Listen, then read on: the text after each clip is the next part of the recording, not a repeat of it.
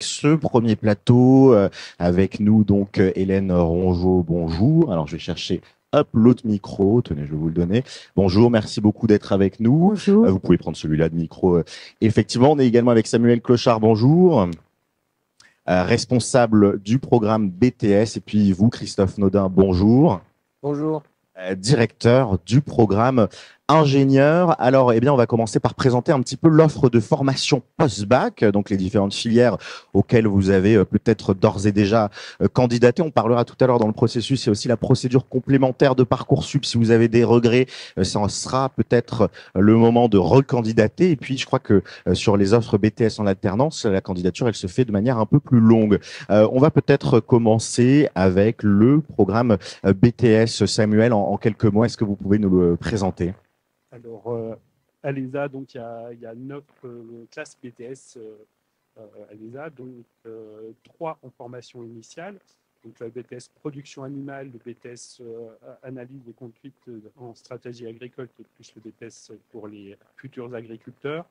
Le BTS production animale, donc ça c'est sur la formule initiale, et sur la formule apprentissage, on va en rajouter 3. Donc, le métier du végétal, hein, anciennement production horticole, le BTS AP, aménagement paysager, et le BTS ACD, aujourd'hui agronomie et culture durable, ex-APV. Ça a changé de nom, nous sommes en pleine réforme. Eh ben voilà, on réforme, on réforme. Deuxième typologie de programme que vous nous présentez, Hélène, ce sont les programmes bachelor. Quelques mots peut-être sur ces programmes bachelor. Alors, le programme Bachelor, c'est la nouveauté de l'ESA, quelque part. On a ouvert, la première promotion est entrée il y a 2 ans. Donc, c'est un bachelor en agroécologie et système alimentaire, donc en 3 ans, qui permet à nos étudiants d'aborder de très nouvelles modalités pédagogiques, d'aller à l'international et d'obtenir un diplôme qui est gradé licence et qui leur permet de continuer leurs études ou d'aller s'insérer professionnellement. Et puis, le dernier programme, vous pouvez donner peut-être votre micro, à Christophe Naudin pour le programme ingénieur agronome ESA. Alors, parlez-nous en quelques mots de ce programme ingénieur agronome. Eh bien, c'est le programme historique de l'école qui donc a plus de 120 ans. C'est un programme avec un recrutement post-bac pour un parcours 5 ans, diplôme ingénieur agronome, donc généraliste pour les sciences du vivant, qui confère un grade de master. On peut donc le rejoindre directement en post-bac et puis on peut aussi le rejoindre par des admissions intermédiaires et il offre la possibilité de vivre ses études sous statut étudiant ou sous statut alternant à partir de la 3e année post-bac. On y reviendra dans quelques instants. Sondage comme ça à main levée. Qui ici est plutôt candidat sur le programme BTS ou sur les programmes BTS? Levez la main bien haut, très bien.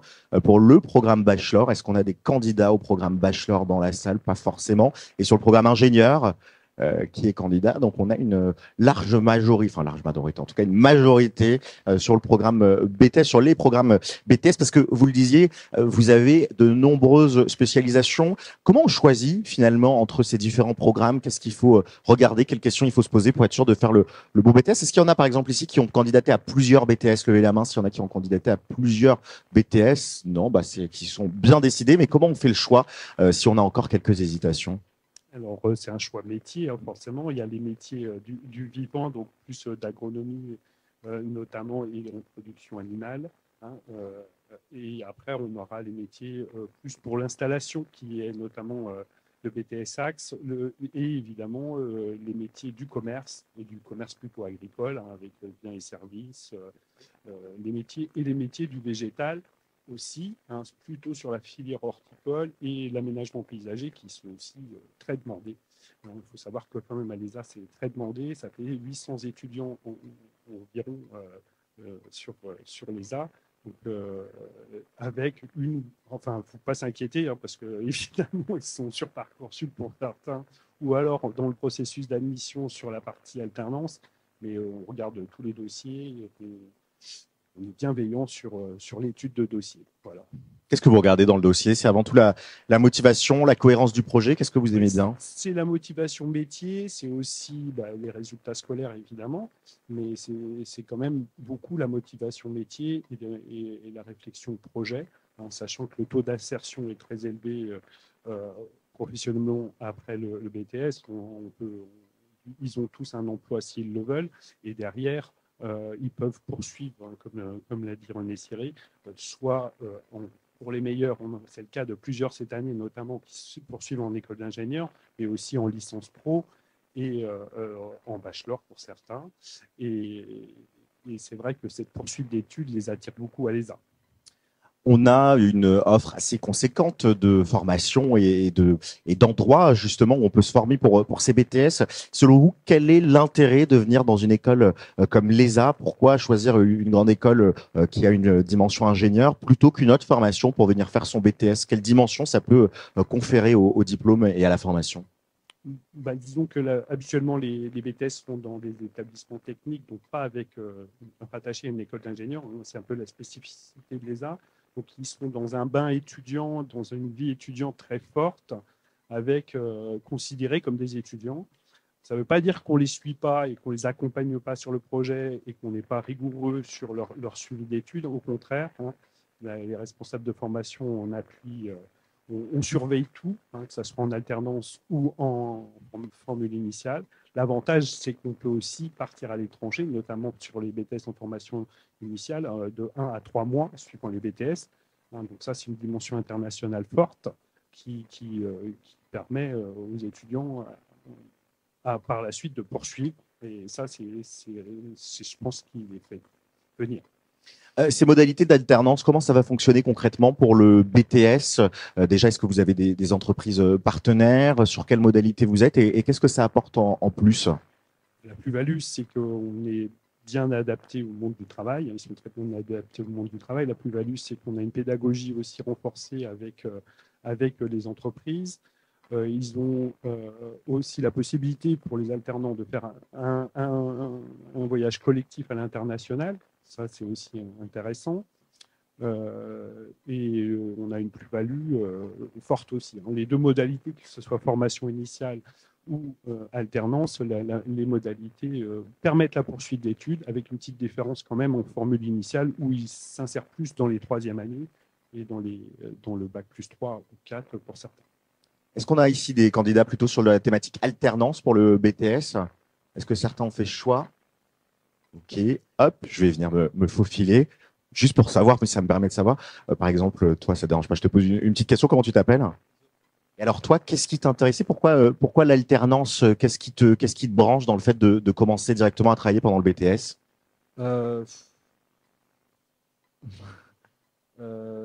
Vraiment voir sur le terrain comment ça se passe, parce que être toujours en classe, je trouve pas ça intéressant. Enfin, intéressant, mais on apprend moins de choses. Je trouve qu'on apprend mieux sur le terrain. Vous confirmez? On apprend mieux quand on est sur le terrain, directement, concrètement. Et combien de jours on est sur le terrain d'ailleurs? Comment ça fonctionne? Alors, le rythme d'alternance, c'est vrai que je n'ai pas répondu à la question avant, c'est 15 jours ici à l'ESA. Après, non, je ne veux pas dire qu'on apprend mieux sur le terrain, ce n'est pas vrai. À l'ESA, on a énormément de situations professionnelles grâce aussi aux entreprises qui nous accueillent en situation professionnelle. C'est-à-dire que vous n'êtes pas que en cours quand vous êtes à l'ESA.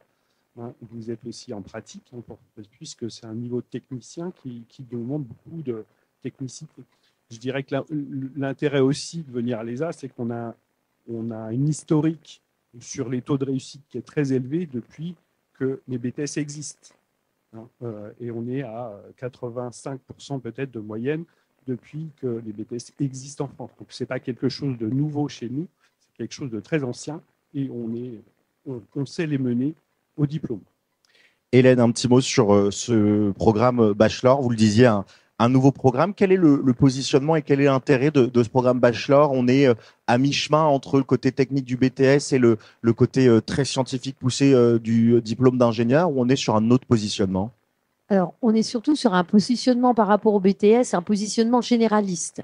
Le choix d'un BTS, c'est souvent le choix d'une filière. Comme l'a dit mon collègue, on fait de la production végétale, on fait de la production animale.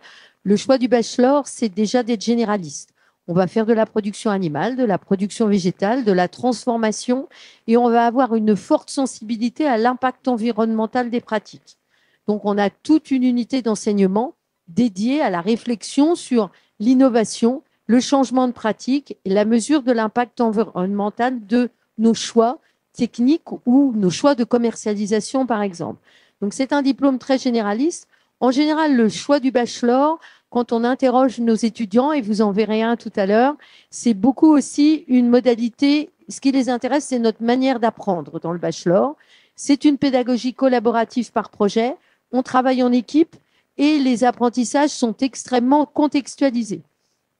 Ça ne veut pas dire qu'on fait de la pratique tout le temps, mais quand on donne des explications scientifiques, techniques, par exemple, on donne un exemple et ça contextualise et ça ancre les apprentissages. Beaucoup de nos élèves viennent pour cette pédagogie. Il y a tout le temps des projets. Les projets durent 3-4 semaines et se succèdent. 6 projets la première année, 2 projets la deuxième année, un séjour à l'international. Excusez-moi. Nos élèves disent, en fait, l'année passe très vite et quelque part, on n'a pas l'impression de travailler. Et je pense qu'il y a une grande motivation de nos élèves. Et c'est souvent pour ça qu'ils sont contents d'être là. Ils sont venus souvent pour cette pédagogie, une autre manière d'apprendre. Et c'est souvent ça. Et aussi une autre manière d'apprendre et un tropisme une curiosité vers d'autres pratiques et par exemple vers l'international. Ça, je pense que ça les motive beaucoup aussi. Et des stages. C'est-à-dire qu'on va sur le terrain, il y a un stage en première année, un stage en deuxième année, un stage en troisième année. Donc, nos étudiants se confrontent aussi à la réalité des métiers. Et ça, je pense que c'est aussi quelque chose. Alors, j'aime pas quand ils me disent toujours ce qui m'intéresse dans votre diplôme, c'est qu'on va en stage, parce que je voudrais bien aussi qu'ils soient contents de venir nous voir à l'école, je reconnais.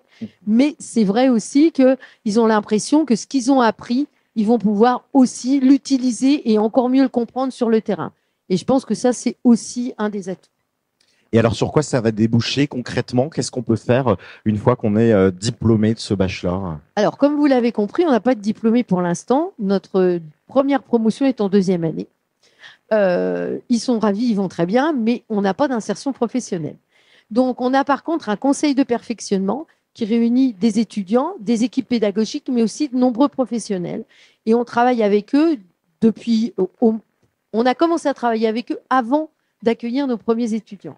Les métiers sur lesquels, donc, ils sont motivés pour avoir aussi des bacs plus 3. Il y a des vrais beaux métiers avec un bac plus 3 si on veut s'insérer directement. Les métiers qui sont visés, c'est des métiers d'accompagnement aux transitions, de conseillers, de chefs de culture, de gens impliqués dans l'expérimentation. Pourquoi pas aussi des gens qui feront du technico-commercial. Et une des caractéristiques de notre première promotion aussi, c'est qu'on a des entrepreneurs. C'est-à-dire qu'on a une partie de nos étudiants qui sont motivés pour créer leur start-up. Donc, ils ont déjà un statut d'étudiant entrepreneur. On est même déjà allé faire un concours de start-up avec eux. Et donc, il y a une vraie volonté d'innover, de faire différemment. Et je pense que ça, c'est une des caractéristiques. Vous parliez du fait que vous êtes heureuse quand les étudiants sont heureux de venir sur le campus. C'est-à-dire qu'il y a des efforts qui sont faits en termes de pédagogie, par exemple la pédagogie active. Vous pouvez nous en parler un petit peu? Alors ça, c'est très clairement le parti pris qui a mené notre construction de bachelor. C'est-à-dire que les étudiants travaillent en groupe projet, ils travaillent en équipe, ils sont accompagnés par les enseignants qui... alors, on a une équipe qui a été un peu choisie et qui s'est motivée sur ce programme, des enseignants qui avaient aussi envie d'enseigner différemment et de changer de posture. C'est-à-dire, en gros, plutôt accompagner les apprentissages et tutorer les étudiants, plutôt de se mettre en posture. Moi, je sais, je vais vous expliquer et ça va bien se passer. On peut faire ça en amphi comme on fait maintenant. Là, on a plutôt tendance à dire aux étudiants, on vous pose des questions, vous allez réfléchir à ces questions, revenir vers nous et on va vous accompagner. On va vous en poser d'autres des questions, mais on ne va pas toujours être en train de vous donner les réponses. Et finalement, ça les rend très actifs. Alors, c'est sûr que s'ils ne font rien, il ne se passe rien. Quelquefois, en cours, ils ne font rien, mais ils ont l'impression qu'il s'est passé quelque chose. En fait, il ne s'est rien passé du tout. Et donc là, on les met vraiment en posture active et on les met face, ça, ce n'est pas ce qui était attendu. Et donc, il faut que tu retravailles. Et là, on a vraiment des étudiants qui travaillent, vraiment des étudiants motivés. Bon, je pense que Baptiste, qui est là-bas, va intervenir tout à l'heure, il pourra témoigner. Et comme les projets ont une durée limitée, ils vont se succéder, mais un projet peut durer 3 semaines, 4 semaines, 5 semaines. Le dernier, en troisième année, ils feront un projet du semestre commandité, mais du coup, ils ont toujours quelque chose en gros, ils sont toujours en train de faire quelque chose et il y a toujours quelque chose à rendre. Et donc, finalement, on a des étudiants extrêmement actifs. Et puis il y a, Christophe Naudin, on le disait tout à l'heure, le programme ingénieur agronome ESA. Comment vous le résumez, ce programme, quand on vous demande, par exemple, dans le cadre de JPO ou de salon, on vous dit, bah voilà, présentez-nous, pitchez-nous le programme ingénieur, comment on le résume? Ben, c'est un programme d'ingénieur agronome, donc généraliste pour les sciences du vivant. Donc, il a la particularité d'être une formation de haut niveau, mais qui, pour le coup, ouvre à beaucoup de secteurs, puisqu'on a 6 parcours de spécialisation, un autour de l'animal, un autour du végétal, un autour de l'environnement, autour de l'alimentation, autour de la viticulture, œnologie et autour du management de la stratégie d'entreprise.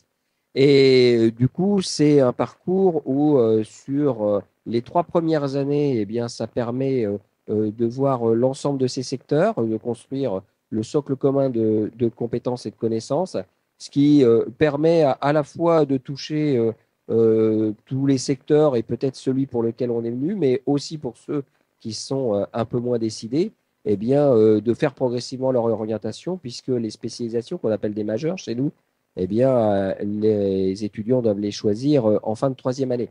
Donc, ça laisse vraiment le temps de l'orientation et le temps de la construction du projet professionnel qui se fait via les enseignements, mais aussi via les stages. Il y a de nombreux stages et dès les premières années. Une vraie particularité de notre programme ingénieur qu'on est en train de rénover, c'est qu'on a beaucoup renforcé les enseignements autour de la compréhension des enjeux socio-écologiques. L'idée étant de former dès la première année nos étudiants pour qu'ils soient à la fois en capacité de comprendre les grands enjeux de société et des enjeux environnementaux, dans ce contexte notamment de dérèglement climatique, mais également de se positionner comme de futurs acteurs, parce que les ingénieurs agronomes, eh bien, évidemment, seront les premiers à apporter des réflexions, apporter des réponses dans ce contexte où il y a de gros enjeux sociaux et environnementaux. En termes de pédagogie, là aussi, en termes de contenu de cours, parfois, c'est vrai que le côté programme ingénieur peut faire un peu peur. On se dit que ça va être très théorique, très mathématique, j'arrive même pas à le dire, mathématique, très calculatoire. Est-ce que c'est le cas? Comment vous le positionneriez? Et est-ce qu'on est en prise avec le concret dans le programme ingénieur? Oui, on est en prise avec le concret, on est surtout en prise avec la diversité des enseignements, dans les contenus, dans les modalités pédagogiques. Alors, contrairement au bachelor qui est quasiment à 100% en pédagogie collaborative, nous, on a quelque chose de plus progressif, de l'ordre de 25% sur la première année jusqu'à plus de 80% sur les dernières années. Donc, quelque chose de plus progressif et quelque chose également de très diversifié. Clairement, un programme ingénieur, au final, il y a trois grandes caractéristiques qui le définissent. D'abord, c'est un scientifique pluridisciplinaire. Ensuite, c'est un professionnel de l'action. Et puis, je termine en disant que c'est un manager. C'est ces trois piliers de compétences qu'on va travailler tout au long des 5 années, et avec le souci de la pédagogie de terrain, du concret, avec des TP, avec des TP également à l'extérieur, sur le terrain, avec des stages dès la première année, également en 2e année. Voilà, donc tout au long du cursus, plus de 60 semaines de stage tout au long des 5 ans qui sont possibles. L'autre particularité aussi, c'est l'international. Au moins un semestre à l'international, 2 langues vivantes qui sont travaillées avec 3 langues vivantes possibles pour les plus gourmands et les plus gourmandes. Programme ingénieur, programme BTS, bachelor, agroécologie et systèmes alimentaires. On vous a fait un peu le panorama. Est-ce qu'il y a comme ça des questions qui émergent par rapport à ces différents programmes, par rapport à la pédagogie? C'est plutôt clair pour l'instant, j'imagine. C'est le moment aussi de poser les questions les plus triviales qu'il peut y avoir. Mais dans ce cas-là, je vais être votre porte-parole. Il y a une question, évidemment, que vous n'avez pas posée parce que elle peut paraître hors propos. Mais c'est quoi les horaires de cours, par exemple? Est-ce que c'est comme au lycée, il faut être dès 8 heures sur le campus? Ou est-ce que c'est un peu plus relax? Et est-ce qu'on fait du 35 heures par semaine? Ou est-ce qu'on a le temps de faire d'autres activités? C'est important de savoir ce qui vous attend. Alors, c'est quoi un petit peu, par exemple, dans le programme ingénieur, c'est 8h, 18h tous les jours? Alors, il n'y a pas de semaine type, il n'y a pas de journée type. Je parlais de diversité, elle l'est également dans l'organisation de chacune des semaines. Globalement, ça va être environ sur du 8h30 jusqu'à du 18h, mais ça dépend, ça dépend. Ça peut être plus tard, ça peut être plus tôt. Et puis, c'est également à l'ESA la préoccupation bien de former des jeunes qui sont équilibrés dans leur vie, à la fois dans leur investissement académique, mais également dans leur investissement social, sportif, artistique, hein. Donc, avec la place et la promotion de l'engagement social via les associations de l'ESA, hein. Donc, les étudiants qui sont ici pourront en parler, avec notamment demain un grand événement qu'ils ont organisé autour des différentes agricultures. Ils pourront en parler s'ils le souhaitent. C'est également, dans le cadre de l'évolution du programme ingénieur, vraiment mettre l'accent sur l'engagement responsable et citoyen, puisque désormais, dans la 3e année, eh bien, il y aura une UE dédiée à la valorisation de l'engagement associatif et citoyen pour tous. Aujourd'hui, c'est optionnel en fonction des envies. Désormais, ce sera pour tous, puisque un ingénieur, pour nous, c'est un acteur de la société et c'est quelqu'un qui a une responsabilité vis-à-vis de la société et il doit du coup s'y engager. Côté BTS, en termes de rythme, est-ce que c'est peut-être un peu plus cadré ou est-ce que c'est pareil, ça va dépendre des semaines? Suivant les modalités, en effet, en BTS en alternance, on est sous un contrat de travail. Donc, on est sur 35 heures semaine. Après, évidemment, ce n'est pas 35 heures de cours magistral. On a aussi des TP, ils sont en déplacement, ils ont aussi la possibilité de participer au séminaire, par exemple, demain, qui est des journées des agricultures. Donc, c'est aussi un des avantages des alternants de l'ESA. Et en formule initiale, là aussi, c'est très variable suivant les semaines, sachant qu'ils ont le jeudi après-midi pour les activités culturelles aussi, pour la formule initiale. Donc, eux aussi, ils peuvent s'engager dans les associations et profiter de la vie associative. Et en termes, je vais vraiment aller très loin dans les questions, mais en termes d'évaluation, comment ça fonctionne? Est-ce que tous les samedis, on a des devoirs sur table comme c'était mon cas quand j'étais au lycée, ou est-ce qu'on est un peu plus libre de son temps le samedi? Non, le samedi, c'est fini. Je pense que c'était une autre époque. Non, ils sont évalués dans le cadre. Il n'y a pas si longtemps que ça. Non, ils sont évalués souvent le vendredi. Mais non, il n'y a pas de règle sur les évaluations, sachant qu'on est comme dépendant du ministère de l'Agriculture. Donc, on a une série d'examens bornés tout au long de l'année. Et voilà. Et sur les bachelors, comment ça va fonctionner un petit peu le rythme d'apprentissage? Alors, le rythme, il est beaucoup donné par les projets. Et quand l'équipe a construit ces projets d'apprentissage, on a eu une réelle vigilance au temps de travail de l'étudiant. Et c'est vrai que l'idée, c'est qu'un étudiant, il doit pouvoir réussir son projet et son bachelor en travaillant raisonnablement 35 ou 40 heures par semaine. L'idée, c'est un peu comme l'a expliqué Christophe, que les étudiants, ils aient le droit de faire un peu autre chose de leur semaine aussi, comme nous, finalement. On a le droit d'avoir des centres d'intérêt. On a le droit de vouloir aller faire un sport, aller au cinéma. Et pour une vie équilibrée, il faut réussir à faire ça. Donc, nous, dans le planning bachelor, l'organisation de la semaine, on identifie aussi très clairement le temps de travail qu'on appelle en études demandées. Et donc, on a identifié vraiment au maximum le temps de travail de l'étudiant. Alors, on espère être à peu près bien. On fait un bilan régulier avec les étudiants. Hein, mais l'idée, c'est que le planning tel qu'il est construit doit permettre de réussir ses évaluations et ses projets. Voilà. Alors, quelquefois, ils s'investissent beaucoup. On les croise quand même quelquefois un peu tard dans les couloirs.